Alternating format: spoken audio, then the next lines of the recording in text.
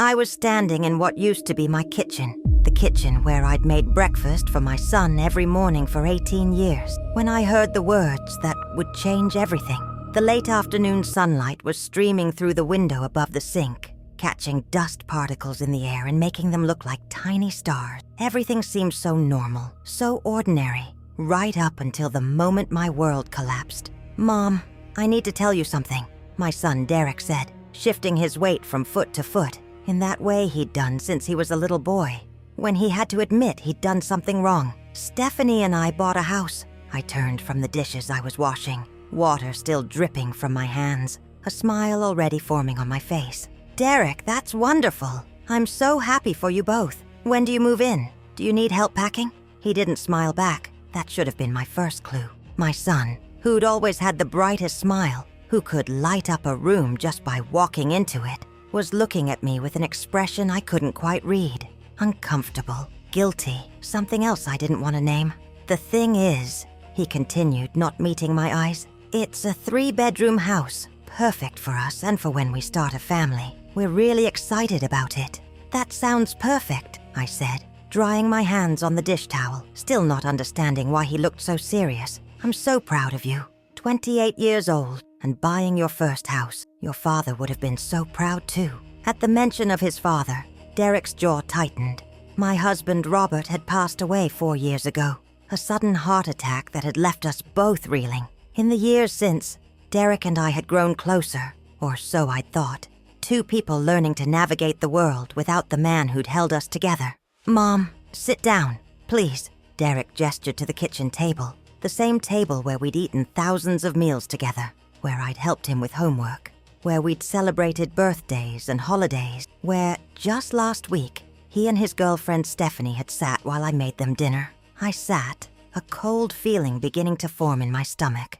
"What's going on? You're scaring me." Derek finally looked at me, and I saw something in his eyes that made my breath catch. Pity. My son was looking at me with pity. "Stephanie and I have been talking a lot about our future, about what we want our life to look like, and we both agree that we need to establish ourselves as an independent couple without complications." "Complications?" I repeated the word like it was in a foreign language. "Mom, you've been living with us for 3 months now, ever since you lost your job at the hospital, and we've been happy to help, really. But Stephanie and I need our own space. We need to start our marriage without having to worry about..."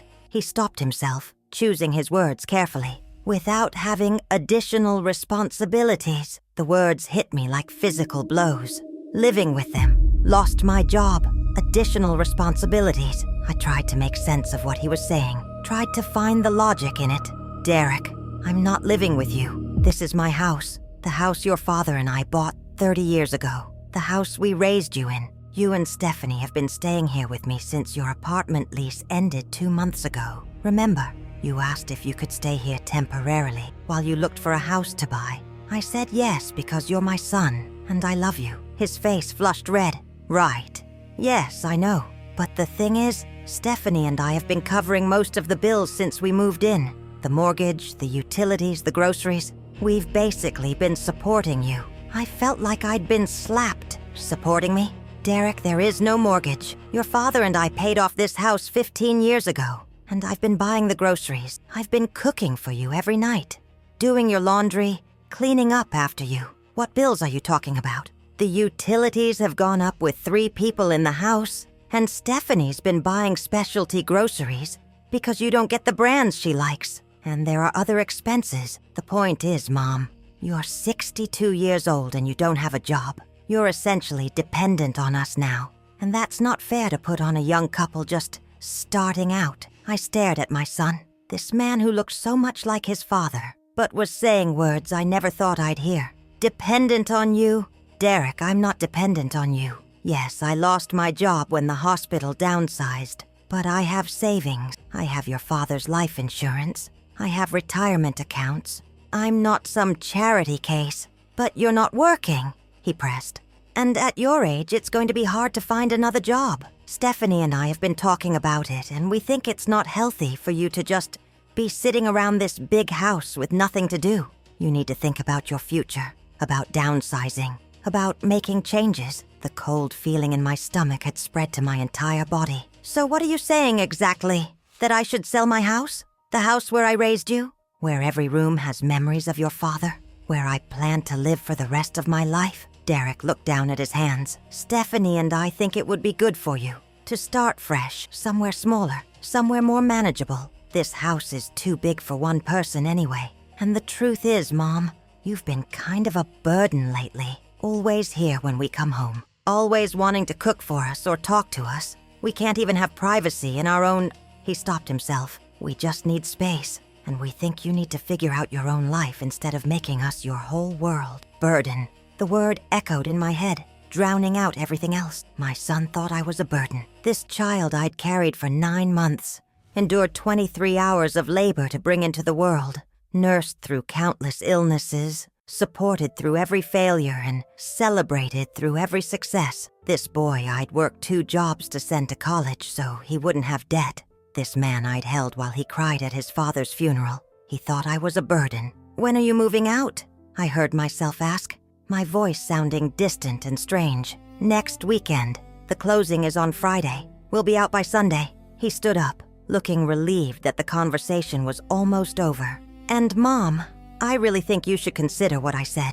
About downsizing. About making changes. It's time for both of us to move on with our lives. He walked out of the kitchen, leaving me sitting at that table alone. I heard him climb the stairs to the bedroom he'd been staying in. Heard him talking to Stephanie in low tones. Heard her laugh at something he said. They sounded happy, relieved, like a weight had been lifted. Because I was the weight.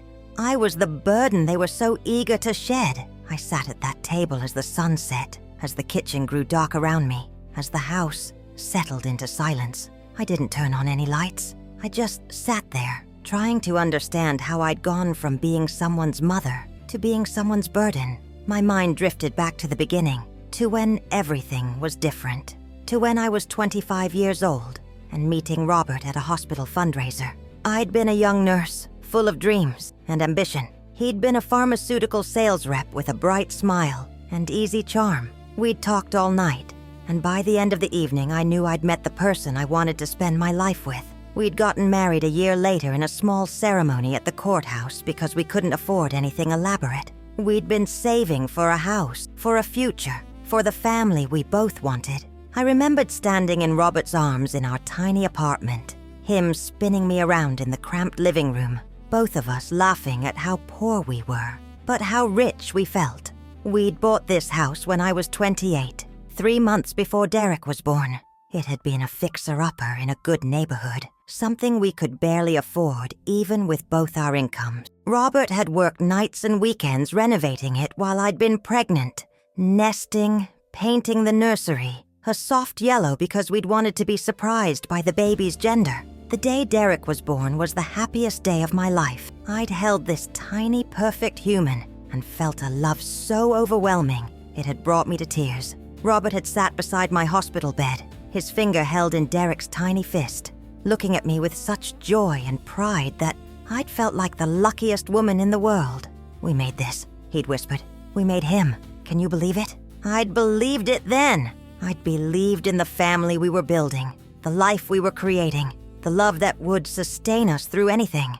Derek had been an easy baby, a sweet toddler, a kind child. He'd been the kid who brought home stray animals and cried when other children were mean. He'd been sensitive and thoughtful, always aware of other people's feelings. When he was 7, he'd used his birthday money to buy me flowers because he'd heard me tell Robert I was having a bad day. When he was 12, he'd made me breakfast in bed on Mother's Day, nearly burning down the kitchen in the process, but so proud of the slightly charred toast and watery scrambled eggs. "You're the best mom in the world," he'd told me that day, his face smudged with flour. "When I grow up, I want to take care of you the way you take care of me." Gah, I'd hugged him tight, breathing in the little boy's smell of him, feeling so grateful for this beautiful soul I'd been blessed with. "You don't need to take care of me, sweetie. Just grow up to be a good person. That's all I want." He'd seemed like he was becoming that good person. He'd gotten good grades, gone to a solid state university,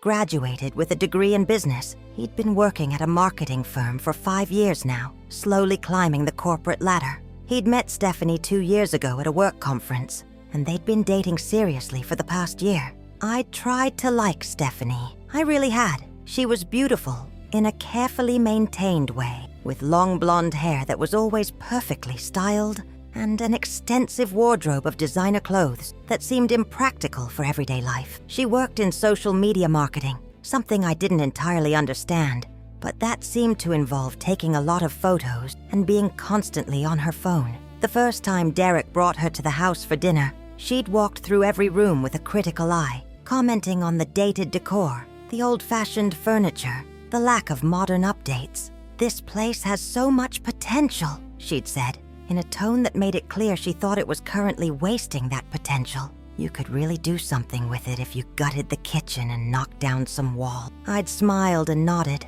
uncomfortable with the idea of gutting the kitchen where I'd made thousands of family meals, where Derek had done his homework while I cooked, where Robert and I had danced late at night when we couldn't sleep. Over the following months, Stephanie had become a more constant presence in Derek's life, and by extension, in mine. She had opinions about everything, particularly about Derek's choices. His clothes weren't fashionable enough. His car was too old. His salary should be higher by now. He needed to be more ambitious, more aggressive, more willing to step on people to get ahead. I'd watched my gentle son slowly change under her influence. He started dressing differently, talking differently, acting differently. When I'd mentioned it once, concerned, he'd brushed me off. "Stephanie's just helping me reach my potential, Mom. She believes in me." I'd wanted to say that I'd always believed in him, that he didn't need to change to be worthy of belief, but I'd stayed quiet. He was an adult. He was in love. Who was I to interfere? When Robert died, Derek had been devastated. We'd held each other at the funeral, two people broken by the same loss, trying to keep each other standing. In the months that followed, Derek had called me every day, come over for dinner twice a week, made sure I wasn't alone too much. He'd been the son I'd always known him to be, kind and caring and present. Then Stephanie had started complaining that he spent too much time with me, that it wasn't healthy for him to be so dependent on his mother, that he needed to prioritize their relationship. The calls had become less frequent. The dinners had stopped. When I did see Derek, Stephanie was always with him, monitoring the conversation, steering it away from anything too personal. 3 months ago, Derek had called me from his apartment, sounding stressed. He and Stephanie had decided they were ready to buy a house together, he'd explained. But their lease wasn't up for another 2 months, and they wanted to save the rent money toward their down payment. Could they possibly stay with me for a little while, just until they found the right place? Of course, I'd said yes.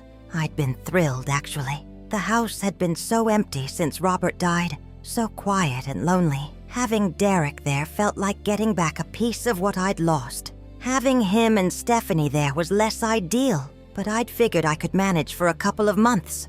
I'd cleared out the guest room for them, the room that had been Derek's nursery, and then his childhood bedroom, and then a guest space after he'd moved out. I'd bought new sheets and towels, stocked the bathroom with toiletries, made space in the closet for their clothes. I'd wanted them to feel welcome, to feel like this was their home as much as it was mine. For the first week, it had been wonderful. I'd made Derek's favorite meals, just like when he was growing up. Pot roast on Monday, spaghetti on Wednesday, fried chicken on Friday. He'd seemed happy, relaxed, falling back into the rhythms of his childhood. But Stephanie had been less pleased. She didn't eat carbs, she'd informed me. She was gluten-free. Dairy gave her stomach problems. Could I make separate meals for her? Could I use different cookware because cross-contamination was a concern? Could I buy organic vegetables because she didn't trust conventionally grown produce? I tried to accommodate her, but it was never quite right. The organic vegetables weren't from the right store. The gluten-free pasta was the wrong brand. The dairy-free milk alternative tasted weird in coffee. Nothing I did was good enough. And then there were the rules. Stephanie didn't like shoes in the house, so could everyone please take them off at the door?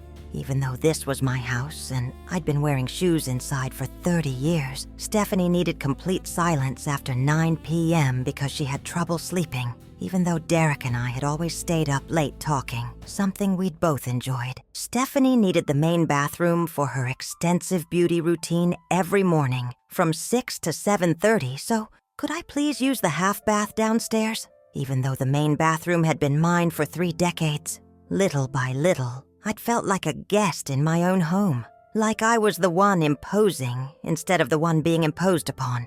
But I told myself it was temporary, just 2 months. I could handle anything for 2 months if it meant having my son nearby. Except it hadn't been 2 months. It had been 3. And now, instead of thanking me for my hospitality, instead of expressing gratitude for letting them stay, Derek was calling me a burden. He was suggesting I sell my home. He was acting like I'd been dependent on them instead of the other way around. I finally stood up from the kitchen table, my body stiff from sitting so long in the darkness. I walked through the house, turning on lights, seeing it the way Stephanie must see it. Dated, old-fashioned, full of furniture and decorations from another era. The floral couch Robert and I had picked out together 25 years ago. The family photos covering the walls, chronicling Derek's growth from infant to adult. The china cabinet full of dishes we'd received as wedding presents. The bookshelf full of novels Robert had loved, their spines cracked from repeated readings. This house was my life. Every corner held a memory. The spot on the living room carpet where Derek had taken his first steps. The mark on the kitchen doorframe where we'd measured his height every year on his birthday. The window seat in the master bedroom where I'd sat with Robert on lazy Sunday mornings, drinking coffee and reading the paper together. How could Derek look at this house and see a burden? How could he look at me and see something that needed to be managed and dealt with rather than his mother who loved him? I walked to my bedroom and pulled out the lockbox I kept in the back of my closet. Inside were all the important documents: birth certificates, marriage license, Robert's death certificate, the deed to the house, bank statements showing the savings accounts Robert and I had built over 30 years of careful financial planning, investment statements showing retirement funds that were healthy and growing. I wasn't dependent on anyone. I'd lost my job, yes, but I'd been planning to retire in a few years anyway. I had plenty of money to live comfortably. I'd been taking a few months to grieve, to adjust, to figure out what I wanted to do with the next chapter of my life. That wasn't being dependent. That was being thoughtful. But Derek and Stephanie had taken my pause and turned it into something shameful. They'd taken my hospitality and reframed it as me being a burden on them. They'd taken the life I'd built and decided it needed to be dismantled. I sat on my bed, the bed I'd shared with Robert for 33 years, and felt something shift inside me. The hurt was still there, sharp and deep, but underneath it was something else: anger, clarity, determination. If Derek wanted me to make changes, to start fresh, to stop being a burden, then that's exactly what I would do. But not in the way he expected, not in the way that made his life easier, while making mine harder. I pulled out my laptop and opened my email. I found the contact information for Diana Patterson, a real estate agent I knew from church. Diana had been trying to get me to let her list the house for months, convinced she could get top dollar for it in the current market. I'd always said no, that I wasn't interested in selling, that this was my forever home. That was before my son had told me I was a burden. I typed out an email. Diana, this is Helen Morrison. I've reconsidered your offer to list my house. I'd like to put it on the market immediately. Can we talk tomorrow morning? I'd like to move as quickly as possible. I hit send before I could second-guess myself. Then I opened a new browser window and started researching retirement communities in other states. Warm places where winters weren't harsh. Places where I didn't know anyone. Where I could start completely fresh, where I wouldn't be a burden to anyone because I wouldn't be near anyone who knew me. Florida, Arizona, New Mexico, places as different from this cold Midwestern town as I could imagine. Places where I could be anonymous, where I could be just Helen, not Derek's mother, not Robert's widow, not the woman who'd given up everything and received nothing in return. I was still researching when I heard Derek and Stephanie come upstairs to bed. Heard them laughing about something, their voices carrying through the walls of my house. The house that would soon belong to someone else. The house they'd be surprised to learn they needed to leave much sooner than next weekend. I didn't sleep that night. I lay in bed staring at the ceiling, listening to the familiar sounds of the house settling, saying goodbye to the life I'd built here. By the time the sun rose, I'd made my decision. I knew exactly what I was going to do. At 7 a.m., my phone rang. Diana Patterson, returning my email. Helen, good morning. I got your message and I have to say I'm thrilled. This house is going to sell so fast. I have 3 clients already who I know would be interested. Can I come by this morning to take some photos and measurements? Come now, I said. I want to move on this immediately. Now? As in right now? As in the next hour. I'll have coffee ready. Diana arrived at 8, full of energy and enthusiasm, her camera and measuring tape in hand. She walked through the house making notes, taking photos, exclaiming over the original hardwood floors and the built-in bookshelves and the updated windows Robert had installed 5 years before he died. Helen, this place is going to sell for at least $400,000, maybe more. The market is insane right now, and the fact that it's paid off, that we can close quickly, that's going to be a huge selling point. I can have this listed by this afternoon. Do it, I said. Derek and Stephanie came downstairs around 9, both dressed for work. They stopped short when they saw Diana in the living room, measuring the windows. Mom, what's going on? Derek asked, his eyes darting between me and Diana. I'm listing the house, I said calmly. You said I needed to downsize. You said I needed to make changes, so that's what I'm doing. Right now? Don't you think you should take some time to think about this? I've had all the time I need. Diana thinks the house will sell quickly, possibly within days. I'll be accepting the best offer and moving as soon as closing is complete. Stephanie's face had gone pale. Where are we supposed to go? We don't move into our new house until next Friday. I'm sure you'll figure something out. You're resourceful adults with good jobs, much better equipped to handle unexpected changes than a 62-year-old woman who's apparently a burden. Derek's face flushed red. Mom, come on. You know I didn't mean it like that, didn't you? Because it seemed pretty clear. You think I'm dependent on you. You think I need to get my own life. Well, congratulations. You're getting exactly what you asked for. I'm getting my own life, one that doesn't include being made to feel like a burden in my own home. But this is so extreme.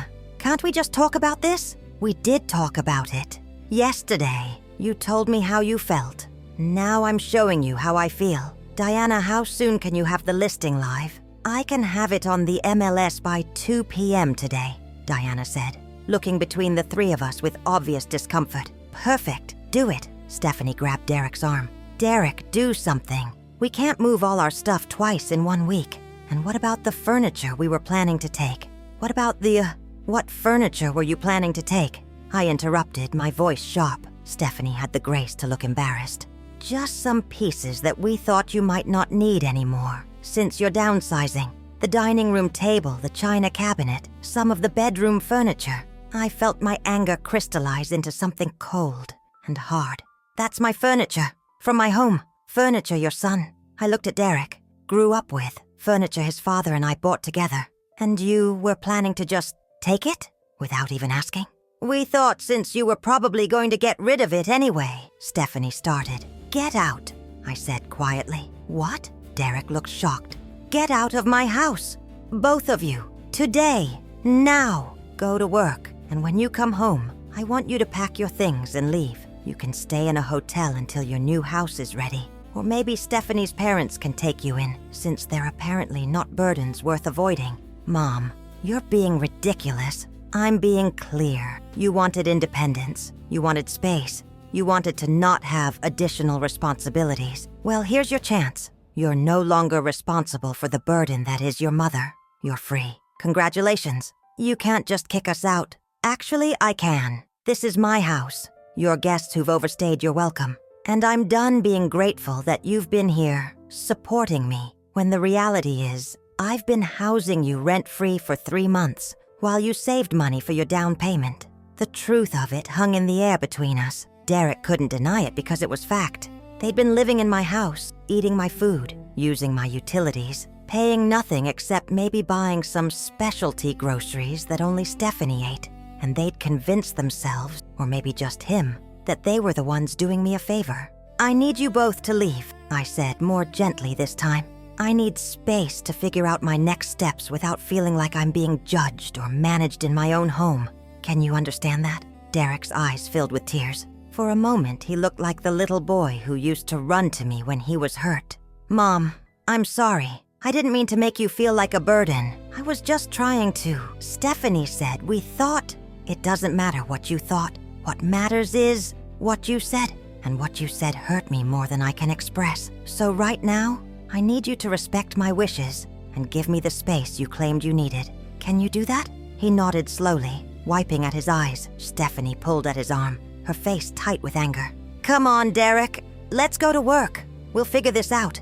They left without another word. I stood in my living room with Diana, who was trying very hard to pretend she hadn't just witnessed a family falling apart. "Should I come back another time?" she asked carefully. "No.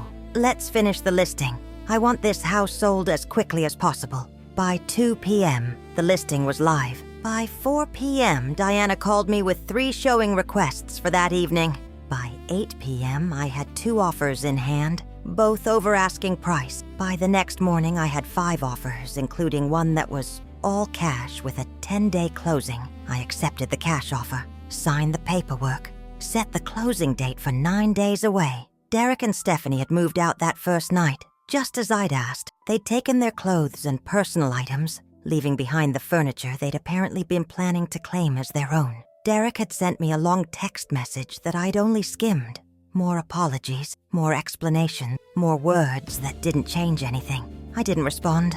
I was too busy packing up 30 years of my life, deciding what to keep and what to let go of, preparing for the fresh start my son had suggested I needed. The irony wasn't lost on me. Derek had wanted me to downsize, to make changes, to move on with my life, and I was doing exactly that, just not in the way he'd imagined, not in a way that made his life easier. 5 days after listing the house, 3 days before the closing, Derek showed up at my door. He looked terrible, dark circles under his eyes, his usually neat hair disheveled, his work clothes wrinkled. "Mom, we need to talk. I'm busy packing. Please, just 5 minutes." I let him in, but I didn't offer him coffee or ask him to sit down. I just stood in the half-packed living room, waiting. "This is crazy," he said without preamble. "You can't sell the house this fast. You can't just throw away 30 years of memories because of one argument." "I'm not throwing away memories. I'm taking them with me. The house is just a building. The memories are in here." I tapped my chest. "And I'm not selling because of one argument, Derek. I'm selling because you made me realize that I was holding on to something that no longer serves me. You were right. It's too big for one person.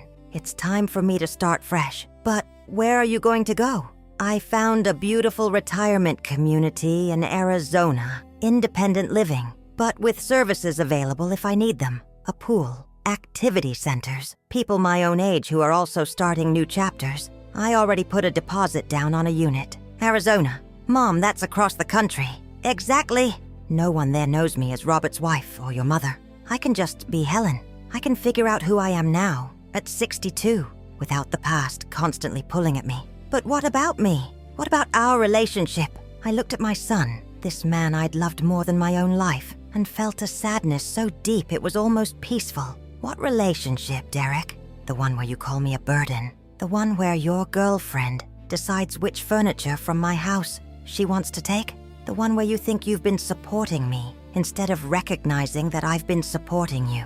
I was wrong. I know I was wrong. Stephanie and I talked about it, and she admitted that maybe she pushed me to see things in a way that wasn't fair to you. Maybe? She pushed you, maybe? Derek, do you hear yourself? You're still not taking responsibility for your own words, your own choices. You're still letting someone else define how you see me. That's not fair. What's not fair is being told you're a burden by the person you've sacrificed everything for. What's not fair is being made to feel unwelcome in your own home. What's not fair is being treated like a problem to be solved instead of a person to be loved. Part 2. Derek's face crumpled and he sank down onto the couch, the only piece of furniture I hadn't packed yet. "I'm so sorry, Mom.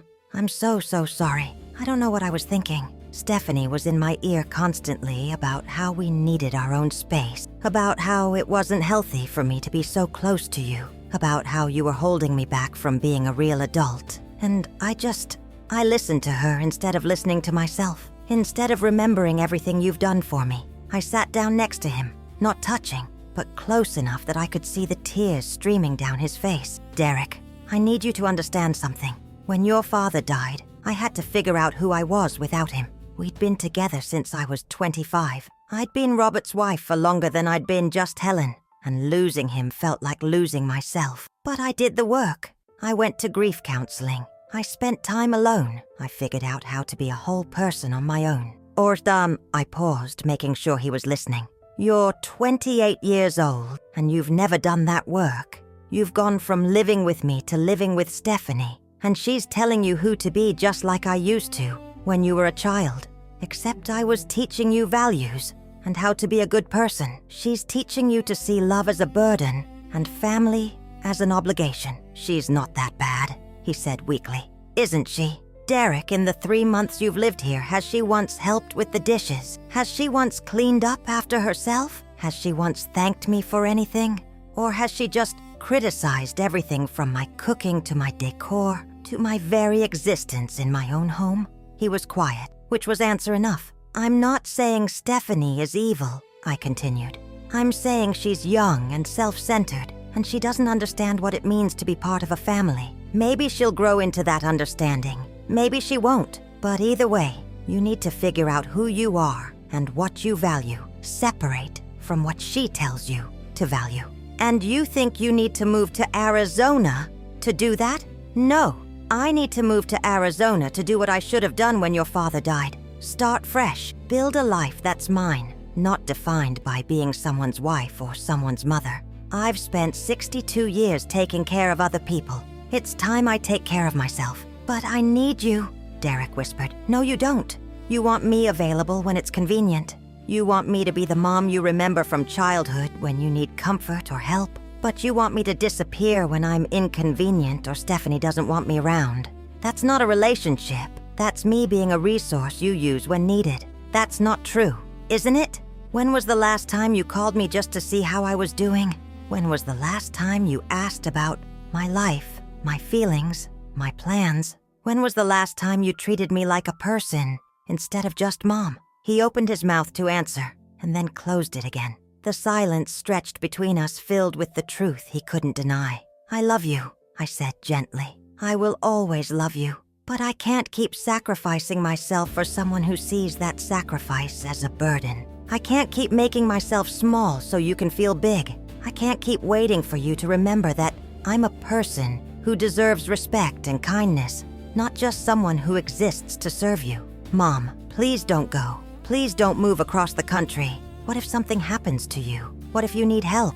Then I'll handle it. The same way I've handled everything else in my life. The same way I handled your father's death. The same way I handled losing my job. The same way I handled being called a burden by my own son. I'm stronger than you think, Derek.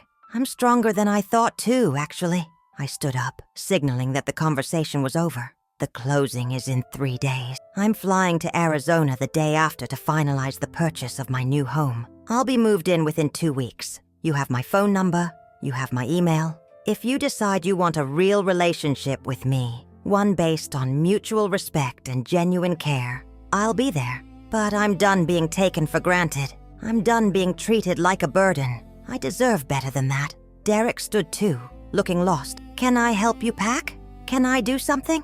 You can go home to Stephanie and your new house. You can start your independent life together. You can figure out who you are as a couple without me being a complication. That's what you wanted, remember? That's what this whole thing was about. I was wrong about what I wanted. Maybe.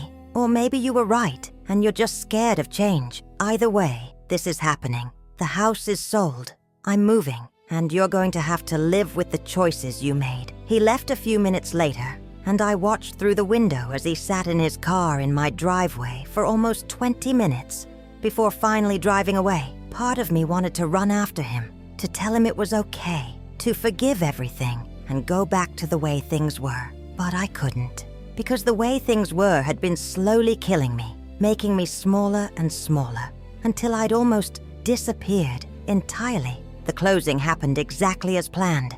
I signed papers, accepted a check for $417,000 after closing costs and Diana's commission, and handed over the keys to a young couple who were thrilled to buy their first home. They had a baby on the way, they told me. They were so excited to start their family in this house. I smiled and congratulated them and didn't tell them about the growth marks on the kitchen door frame or the significance of the window seat in the master bedroom. Those were my memories. Let them make their own. I spent my last night in the house at a hotel, unable to sleep in the empty rooms one final time. The next morning, I flew to Arizona with 2 suitcases and a carry-on bag. Everything else I owned was in a moving truck, being driven across the country by professionals who'd promised delivery within 5 days. My new home was in a community called Desert Winds, a sprawling complex of townhouses and amenities designed for active adults over 55. My unit was small compared to the house I'd left, just 2 bedrooms and a living area, but it was bright and modern and completely mine. No memories, no ghosts, just possibility. I spent the first week getting settled, unpacking boxes, arranging furniture, meeting neighbors who introduced themselves and invited me to book clubs and water aerobics classes and happy hours by the pool. Everyone was friendly without being intrusive. Everyone had their own story of reinvention, their own reasons for starting fresh in the desert. I didn't tell anyone about Derek or Stephanie or the house I'd sold in 9 days. I just told them I was Helen, newly retired, excited to explore this next chapter. And slowly, that started to feel true. 2 weeks after I moved in, Derek called. I almost didn't answer, but curiosity won out. "Mom, how are you? How's Arizona?" "It's good. Hot, but good.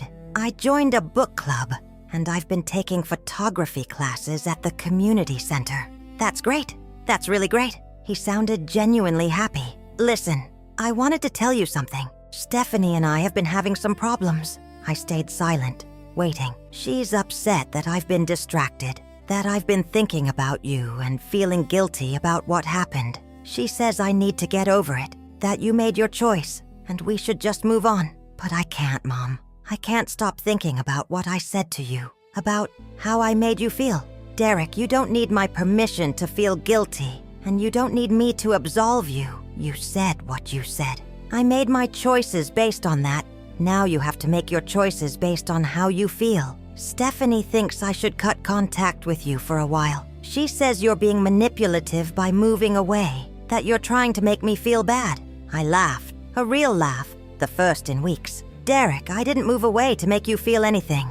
I moved away to start my own life. Your feelings about that are your own to manage. And if Stephanie can't understand why calling your mother a burden might have consequences, then she has some growing up to do. She's threatened to call off the wedding if I don't stop dwelling on this. Then I guess you have a decision to make. Do you want to marry someone who makes you choose between her and your family? Someone who can't handle you having feelings about hurting someone you love? But I love her. I'm sure you do. But love isn't enough if it requires you to become someone you're not. If it requires you to cut off everyone else who matters to you. If it requires you to ignore your own conscience about right and wrong." He was quiet for a long time. "I don't know what to do. I can't tell you what to do, Derek. I can't make this decision for you, but I can tell you that I'm here, in Arizona, building a life I'm proud of. A life that doesn't require anyone else's permission or approval. A life where I wake up every morning without feeling like a burden, and that feel really good. Do you miss home? Do you miss me? I miss the idea of home. I miss the idea of the relationship I thought we had. But no, I don't miss feeling small and unwanted in my own house. I don't miss walking on eggshells around Stephanie. I don't miss being told I need to change who I am to be acceptable. Mom, I'm so sorry. I know you are, but sorry doesn't change anything. Action changes things. Choices change things.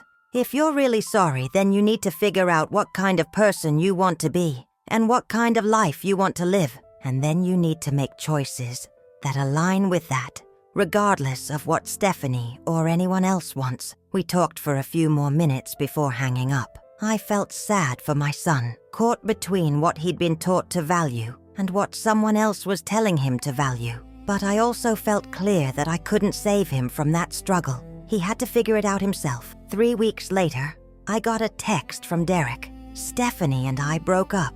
I couldn't marry someone who wanted me to cut you out of my life. I realized that anyone who really loved me would understand how important you are, even when our relationship is complicated. I'm sorry it took me so long to see that. I stared at that message for a long time. Part of me felt relief. Part of me felt sadness for his pain. Part of me wondered if he was making this choice for the right reasons, or if he'd regret it later and blame me. I texted back, "I'm sorry you're hurting. Take some time to figure out who you are and what you want. Separate from what I want or what Stephanie wanted. You deserve to know yourself before you try to build a life with someone else. Can I come visit you? I have some vacation time saved up." I hesitated. Then, "Not right now. I think you need some time on your own. To grieve the relationship, to figure out your next steps, to grow into the person you want to be. But in a few months, yes, you can visit. We can talk. We can start rebuilding our relationship on healthier terms." "Okay, I understand. I love you, Mom. I love you too, Derek. But love isn't enough. We need respect, too, and trust, and boundaries. We need to figure out how to be in each other's lives in a way that doesn't require either of us to sacrifice who we are." Over the following months, Derek and I texted occasionally, brief updates about our lives. Nothing too deep, nothing too emotional. Just slow, careful steps towards something that might eventually become a real relationship again. I focused on my own life. I took painting classes and discovered I had a talent for watercolors. I joined a hiking group and explored the desert trails, marveling at the strange beauty of the landscape. I made friends with my neighbors, women who'd also reinvented themselves after loss or disappointment, or simply the recognition that they deserved more than what they'd settled for. One of those women was Patricia, a widow of 5 years who lived 2 doors down. She'd moved to Arizona after her children had made it clear they expected her to be a full-time grandmother, available for childcare whenever they needed it, but not welcome to have opinions about how the grandchildren were raised. "I spent 2 years feeling guilty," she told me one evening as we sat by the pool, watching the sunset. "Guilty for wanting my own life, guilty for not wanting to spend every day watching someone else's children, guilty for choosing myself." And then one day, I woke up and realized that guilt was just another way of letting them control me. So I stopped feeling guilty and started feeling free. Her words resonated deeply. I'd spent weeks feeling guilty about selling the house, about moving away, about putting my needs ahead of Derek's expectations. But slowly, that guilt was transforming into something else. Pride, satisfaction, the recognition that choosing myself wasn't selfish, it was necessary. 6 months after I moved to Arizona, Derek did come to visit. He'd lost weight and looked tired, but there was something different in his eyes, something more settled, more sure of himself. We spent 3 days together. I showed him around the community, introduced him to my friends, took him hiking in the desert, and we talked, really talked, for the first time in years. Not me lecturing him or him defending himself, but actual conversation between 2 adults trying to understand each other. "I've been in therapy," he told me on the last night of his visit, "trying to figure out why I was so quick to believe Stephanie when she said you were a burden. And my therapist helped me see that I was scared. Scared of being too dependent on you. Scared that if I didn't push you away, I'd never grow up. Scared that needing my mother made me weak." "And what do you think now?" I asked. "I think there's a difference between being dependent and being connected. I think I can be an adult and still have a relationship with my mother. I think pushing you away didn't make me stronger. It just made me lonely." "I'm glad you're figuring that out. But Derek, you need to understand that even now, even with this insight, our relationship can't go back to what it was. I can't go back to being the mom who drops everything for you, who centers my life around yours, who sacrifices myself so you can feel secure. I don't want you to. I want you to be exactly who you are now, happy, independent, living your own life, and I want to be part of that life, if you'll let me. Not the center of it, just a part." We hugged then, for the first time since he'd called me a burden all those months ago, and it felt different. Not like a mother holding her child, but like 2 people who cared about each other, choosing to stay connected despite the hurt between them. After Derek left, I sat on my small patio watching the desert stars, so much brighter than they'd ever been in the Midwest. I thought about the journey that had brought me here, the pain of Derek's word, the anger that had fueled my decision to sell the house, the fear of starting over at 62, the gradual discovery that I was stronger and more capable than I'd ever imagined. I thought about the Helen who'd lived in that house for 30 years, who'd defined herself entirely by her roles as wife and mother, who'd believed her value came from what she did for other people. That Helen was gone now, or at least transformed into someone new.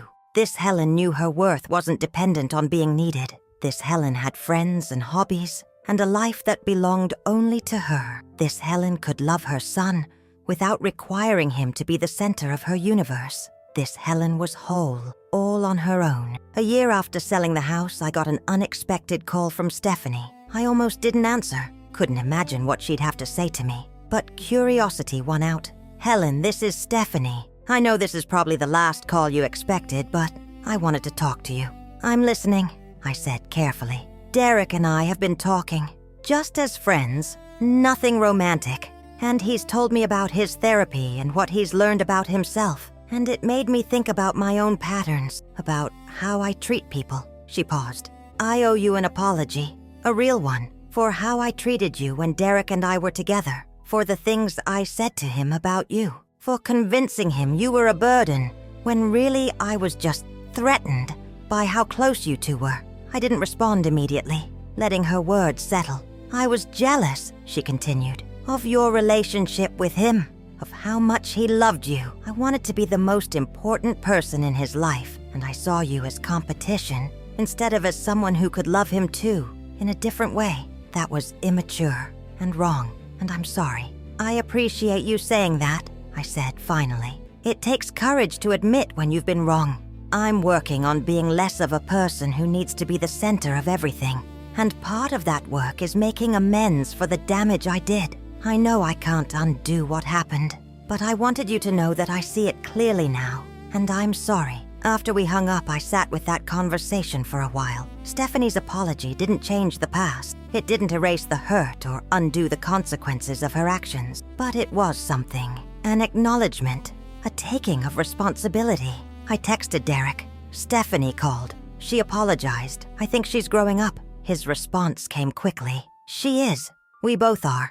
Thank you for giving us the space to do that, even when it was painful." "You're welcome. And for what it's worth, I'm growing too. We all are. That's what happens when you choose to learn from your mistakes, instead of just repeating them." 2 years after moving to Arizona, I was sitting in my living room working on a watercolor painting when my doorbell rang. I opened it to find Derek standing there with a woman I didn't recognize. She had kind eyes and an easy smile, and she was holding Derek's hand in a way that looked comfortable and natural. "Mom, this is Amanda.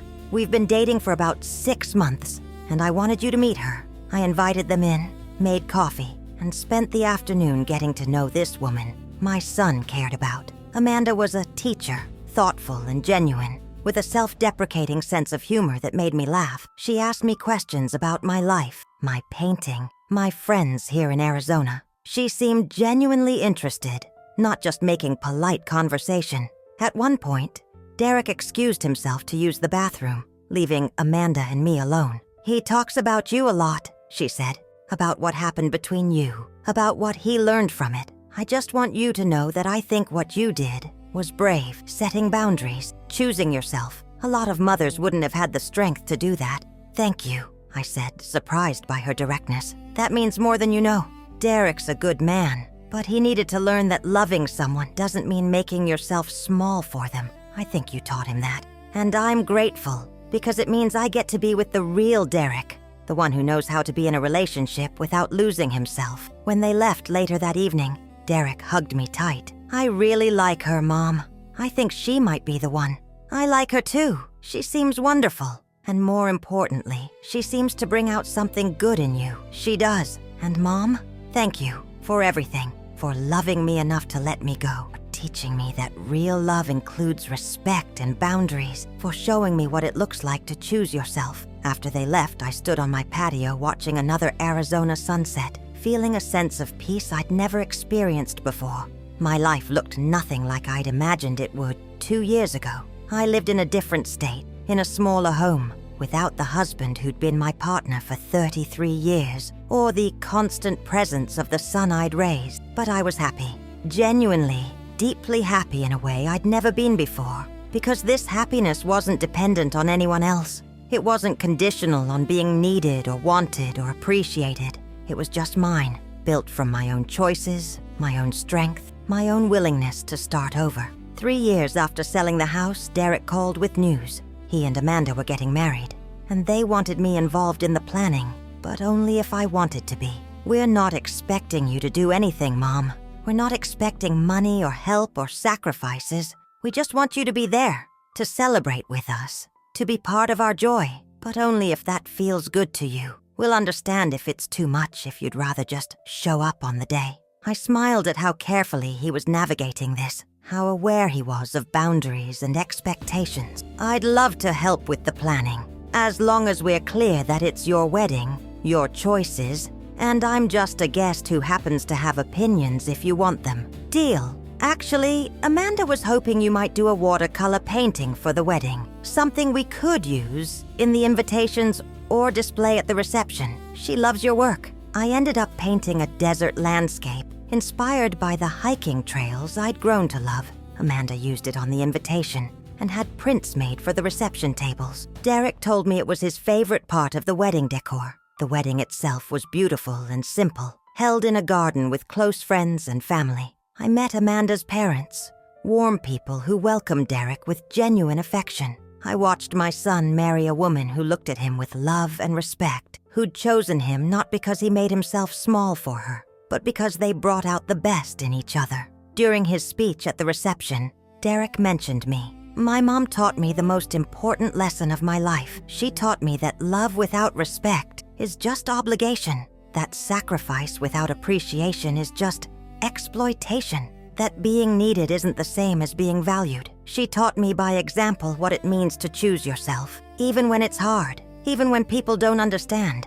And because of that lesson, I was able to find Amanda, who loves me for who I am, not for what I can do for her. Mom, thank you for everything, especially for being brave enough to leave when I made you feel small. You showed me what real strength looks like.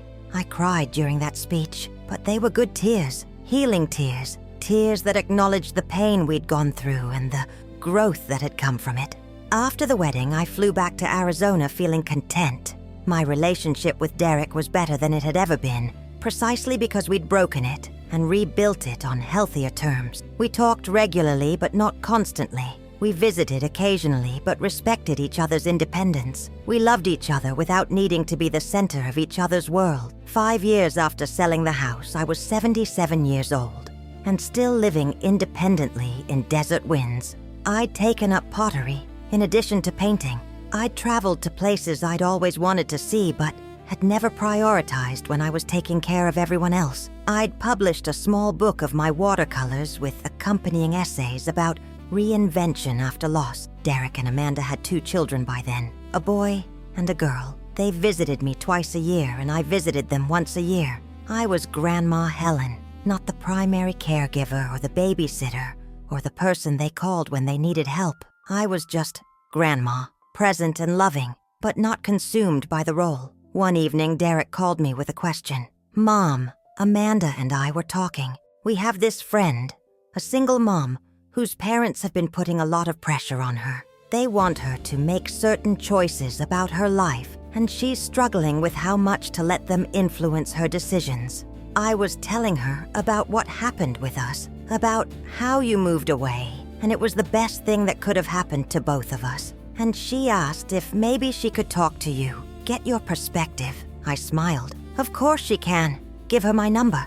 The woman's name was Rachel, and she called the next day. She poured out her story about parents who loved her but suffocated her, who couldn't accept that she was an adult capable of making her own choices. I feel guilty even thinking about setting boundaries with them, she said. They've done so much for me. Can I tell you something? I said. What they've done for you in the past doesn't entitle them to control you in the present. Parenting isn't an investment that requires payback.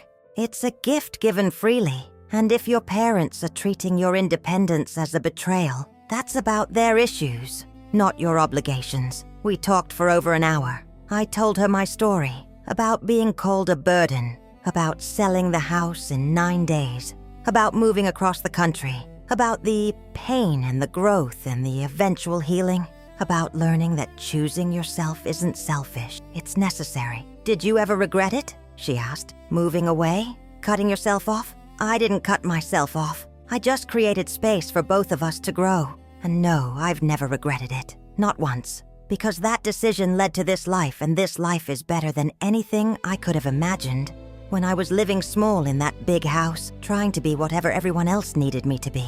After we hung up, I thought about how far I'd come. From the woman who stood in her kitchen hearing her son call her a burden, to the woman who gave advice to strangers about choosing themselves. From someone whose identity was entirely wrapped up in being a wife and mother, to someone who knew herself, independent of those roles. I thought about the house I'd sold, now owned by a family whose Christmas card I still received every year. They'd added on, expanded the kitchen, updated the bathrooms. It was their home now, full of their memories. I didn't miss it. I didn't miss the person I'd been when I lived there. I'd found something better, something that was entirely mine. That night, I sat on my patio under the desert stars, sipping tea and feeling grateful. Grateful for the pain that had forced me to change. Grateful for the son who'd loved me enough to eventually do his own work. Grateful for the life I'd built from the ruins of everything I'd thought I needed.